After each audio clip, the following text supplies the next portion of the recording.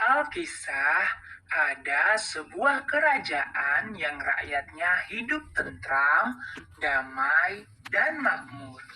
Kerajaan itu bernama Kerajaan Pengging. Di Kerajaan Pengging hiduplah seorang pangeran yang gagah berani dan sakti bernama Pangeran Bandung Bandawasa. Ia masyhur sebagai pangeran yang baik hati dan suka melindungi rakyatnya. Hingga pada suatu ketika, Pangeran Bandung Bandawasa harus berjuang melawan upaya penjajahan dari Kerajaan Baka yang ingin memperluas daerah kekuasaan. Pangeran Bandung Bandawasa berhasil mengalahkan pasukan Kerajaan Baka yang dipimpin oleh seorang raja raksasa bernama Prabu Baka.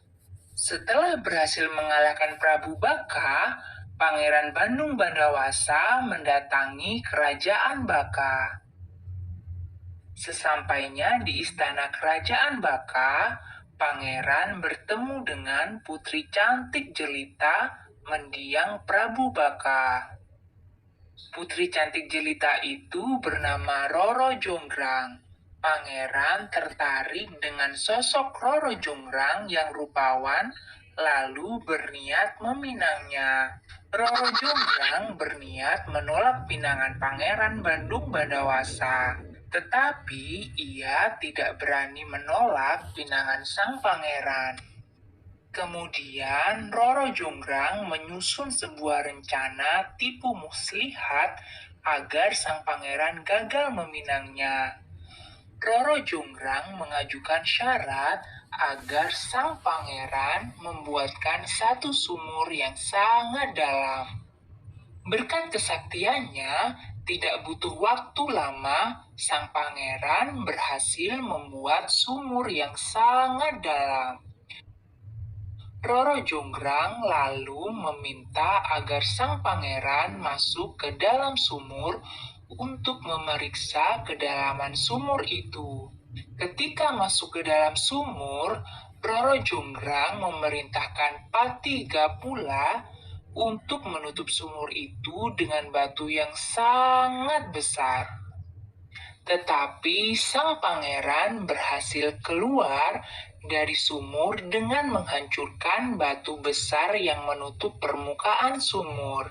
Sang pangeran masih bisa bersabar meskipun hampir celaka akibat ditimbun batu besar saat masuk ke dalam sumur. Roro Jonggrang masih belum mau menerima pinangan sang pangeran. Kali ini, Roro Jonggrang mengajukan syarat satu lagi agar sang pangeran membangun 1000 candi dalam waktu 1 malam. Jika berhasil membangun 1000 candi, Roro Jonggrang bersedia menjadi istri sang pangeran.